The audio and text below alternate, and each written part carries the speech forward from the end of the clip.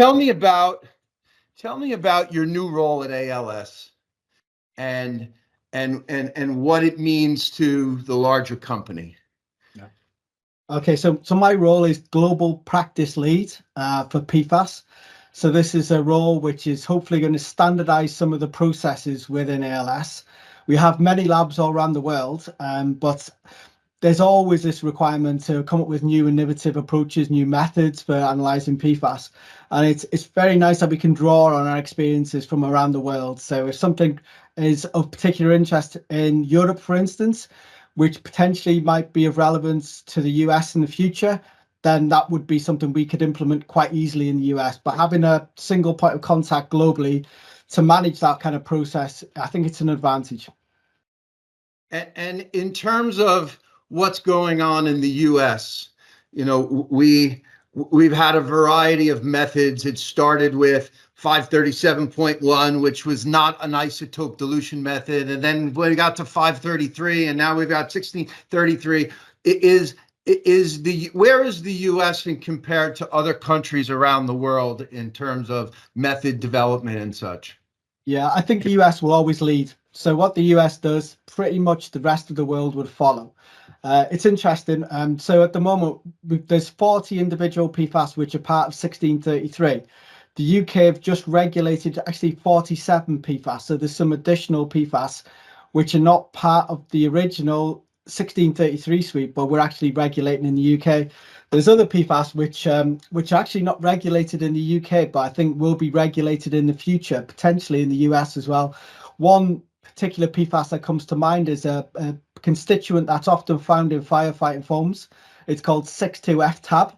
So this is, I said, not regulated, not currently part of suites of analysis in many countries, but we're seeing really high concentrations. So it's of particular interest in Europe, and I suspect it might become more important internationally as well. So colleagues in Australia, they're looking for this particular type of PFAS, not at the moment in North America, but certainly in the UK and some other countries as well.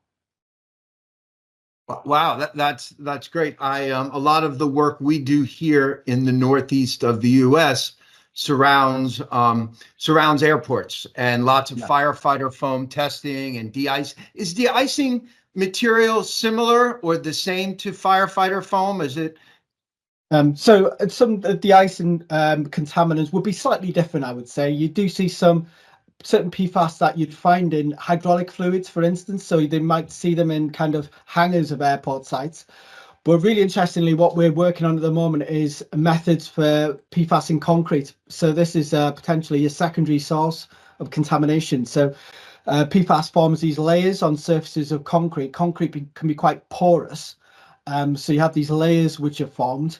And when we've carried out analysis of concrete, we found that the majority of the mass of PFAS is in the near surface. So when we're analysing concrete cores, we're looking at the different depths, but we're finding the highest kind of concentrations in the very near surface. So we've been developing our methods to look at different leaching protocols for PFAS in concrete, but also how we prep those kind of concrete core type samples. So we've done quite a lot of work, again, in Europe on that particular aspect, because you could end up spending hundreds or millions of dollars remediating a site which was former a fire training area, and you get that secondary contamination from runoff from concrete, which people might have missed in their conceptual site models. So certainly an area of growing interest, PFAS in concrete. That's interesting, and I think it's something that especially our consultant clients would be interested to know, that we're thinking about that. And is there something particular about the ALS focus on PFAS around the globe that you could talk about that may or may not be different than others? But why is ALS a leader, and what's our strategy around this? If you could talk a bit about that. Yeah, sure. We're always kind of working quite closely with our clients. So, for instance, we've developed new innovative approaches for PFAS in foams. So these are tricky samples to analyze, but we've been able to develop a method which these are obviously high concentration samples, but we've been developing methods that meets the requirements in terms of legislation around the world, really, to analyze firefighting foams. But working with some of our clients, we've been able to develop a method for swabbing the surfaces of tanks as well, because you get this residual buildup whenever anybody's doing foam decontamination projects. We get this issue with PFAS residual on the surfaces, very similar to PFAS in concrete, actually. So we've been able to develop a method where we're analysing swabs, which are swabbing the surface of these tanks to understand if there's any potential impact from residual PFAS on surfaces into fluorine-free foam. So again, there might be some potential liabilities. More generally, around kind of soils and groundwaters, we've got kind of a toolbox approach where we're able to analyse, obviously, for a standard targeted list of PFAS, very similar to 1633. But we've got capabilities to analyse for non-targeted techniques, things like TOP assay, total oxidizable precursor assay. We're also got capabilities to do total organic fluorine analysis, AOF, EOF, for instance. So we've been developing techniques for that. And also more from a forensics point of view, we've got high-res MS capabilities. So we've got orbit traps, got time of flight techniques, which allow us to take more of a forensic approach to determine the sources of PFAS. So again, it's something we've been working quite closely with our clients on, and developing these techniques kind of covers all bases. So regardless of what the particular requirements are for that particular project, if you want to determine the kind of fluorine mass balance, we've got all the options available. We can determine non-targeted techniques, we can look at high-res MS, we can look at standard targeted list techniques. So all these different approaches combine to offer a very complete kind of package of techniques. That's very helpful for the new type of client that we're starting to see now here. Because as you know, the regulations are driving the work. So as long as it's being regulated, clients will pay for it. But a lot of what's happening with PFAS analysis is not necessarily in the regs. Now, New York State has been a leader in this. They've been requiring soil be tested when there's waste characterization, and that has really driven a lot of the demand. One of the things we're starting to see, which is non-regulated uses, are companies that are trying to create methods to eradicate it, because there's quite a bit of options to clean it, but killing it is something else. And we're starting to see a host of manufacturers ask us to help test for these products. Is this a trend around the world outside of this region you're seeing as well? And at what point do you think that additional regulations around other uses will be out there? Yeah, so in Europe, we're seeing this already, actually. So there's restrictions on PFAS. So Europe is probably, I would say, probably leading the way at the moment in terms of restricting the uses of PFAS. So we've seen in the past where certain individual PFAS have been restricted, then you end up with these kind of regrettable substitutes. Things like Gen X is probably a good example there. But we've got our kind of homegrown PFAS. So in the UK, we've got a particular type of PFAS called EEA NH4. So we've had to develop a method for that. In Italy, for instance, in Europe, we've got another particular type of PFAS called C604. So all these are kind of regulated in different countries. But we're seeing all sorts of different types of PFAS that we're having to look at in different countries, where we're having to develop methods for. Interestingly, many of our clients are kind of working quite closely with us to develop new innovative approaches for investigating and assessing sites, and we're always getting pushed on terms of our limits of detection.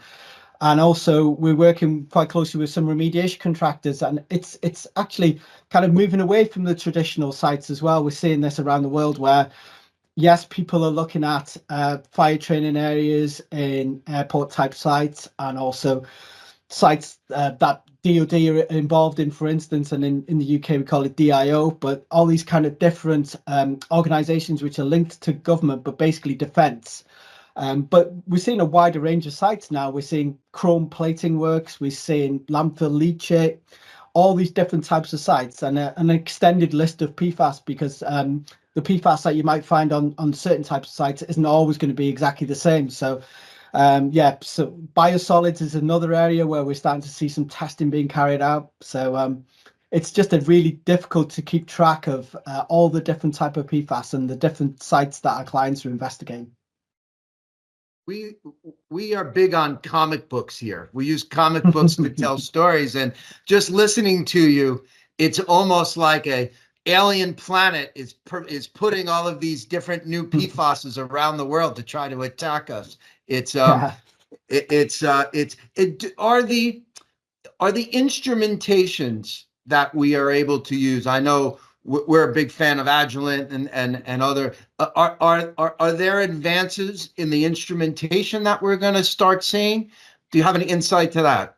Yeah, absolutely. So we do work closely actually with all our suppliers, especially Agilent, I would say. Funny enough, I've just come back from a kind of a tour of the kind of latest facilities that Agilent have got in the UK. So yeah, we're working quite closely with all our instrument manufacturers. We've developed, so typically as you know, Mike, the standard approach for carrying out PFAS analysis is LC triple quad. But we've got some interesting PFAS we're looking at the moment in Europe, which are regulated, which are more volatile PFAS, where we're having to use GC analysis rather than LC, because some of these volatile PFAS are not LC amenable. So we're looking at fluorotelm alcohols, and there's two in particular, 6,2 and 8,2 fluorotelm alcohol, which are now regulated, and that requires GC, and not just GCMS, GCMS, to get down to the lowest sensitivity and the lowest selectivity. So just generally with all kind of techniques, there's always this kind of trade-off between how inclusive the technique is, how sensitive the technique is, but how selective the technique is. So we're always getting it pushed down in terms of our limits of detection for all the different techniques that we're offering at the moment. Wow. You know, I do a lot of talking locally to realtor groups, community groups about PFAS, and I let them know that it's all happened really fast. I mean, it was 5.5 years ago that York built the first PFAS lab, and it wasn't regulated yet. We bought an LCMS MS 6470. I think we spent $1 million, which was a lot of money. And you know, the idea is that this is not an easy analysis to do. People forget that this is hard, especially when you're looking at not so clean matrices like pond water or surface water or groundwater. I mean, drinking water is one thing, and this is really where the challenge we see is, because clients are used to getting their suite of data, let's say in 5 or 7 days, and they want the PFAS results along with that. So the timing of that, I think, is throwing the industry in a little bit of a mix right now. Is there a better way to do this, a faster way down the road, or is this always going to be one of the most challenging things for our industry moving forward? Yeah, it is really difficult, isn't it? Trying to kind of meet clients' expectations and requirements, and because we're always getting so many PFAS samples in at the lab at the moment, it's looking ahead and making sure we're ahead of the curve and making sure we've got capacity, especially some of these bigger projects we're involved in. Even in Europe, we're seeing this quite regularly at the moment, where we've got only a certain capacity in the whole of the industry, not just ALS, but the whole lab industry can't cope with the number of samples. So we've got to invest. We've got to be quite agile at developing new techniques, and there's new techniques out there. So we're working quite closely with universities. And we're looking at what is kind of at a research level at the moment, but what might be applied to a commercial setting in the future. So one example of this is we do quite a lot of top assay analysis, and there's been a new approach using UV activation, which would save time, which will improve the kind of turnaround times, but also might improve some of the kind of might preserve some of the kind of PFAS that we're conventionally analysing by a normal top assay method. So it might give you more reliable data. So we've got quite close links with universities, especially in North America, I would say. So we're developing these kind of close ties. So anything which academia develops will be one of the first labs to kind of work closely with universities. And if it's possible to commercialise these techniques, then we'll be one of the first labs to do that, I think.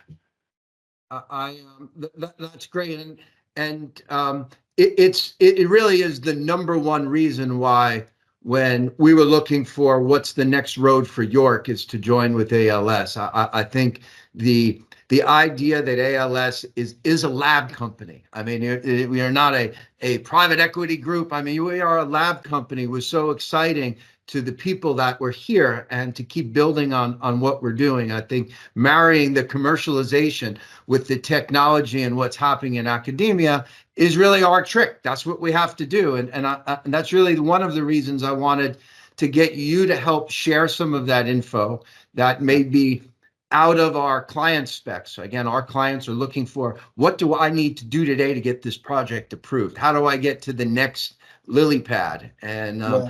and that's what we're really looking at. Tell I'd me, say there's a lot of please. synergies between York and ALS actually. From what I've read and from what I've spoken to a lot of people, and I understand that you're very client focused as well. So we're also very client focused, and we quite work really closely with our clients. You know, even to the extent that we're providing advice in terms of the types of samples that can be collected, in terms of how they carry out the sampling, providing them with specific guidance and advice. So we're very client focused, and I know York, we're very client focused as well. Good. It's awesome. I'm so happy to be part of this team. And I speak for the 200 plus people that are at our place, the same thing. Before we wrap up, can you tell me a short story about when you first got involved with PFAS? When did you see it? And did you imagine that we would be in this position today? And I know it's not your official title, but I call you the PFAS Czar here at ALS. I think that's awesome, by the way. That's a nice Can you title. I talk? like that title. Good. Can you talk a little bit about how you started to see this show up across the radar? Yeah, definitely. I think well, Australia were looking at it a long time before Europe were looking at it.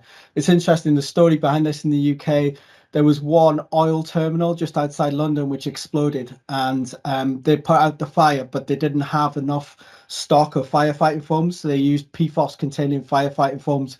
This happened in Yeah. 2005, so we were one of the very first labs that were able to develop a method for analysing just for PFAS back then. Certainly expanded since then, but I'd say that sparked off the interest in PFAS in the UK, and it's really escalated since then.